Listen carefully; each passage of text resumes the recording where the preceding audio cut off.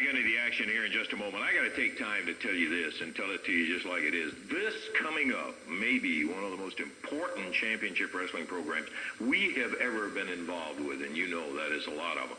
Now, I'm not going to tell you anything about it. I am going to tell you about some of the action coming into the Coliseum Wednesday night in Evansville. The main event I'm going to hold off on. But let me tell you, the card without the main event is a sensational card.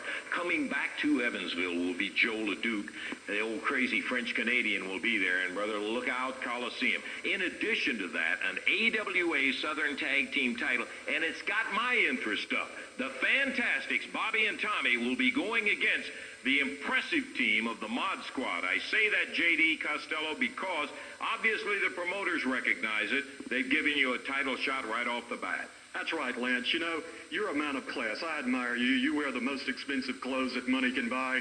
And what do you know? So do I. You know, talk is cheap. I've been talking for the past 5 weeks about Tommy Rogers and Bobby Bolton. From you. But now it's time to stop talking.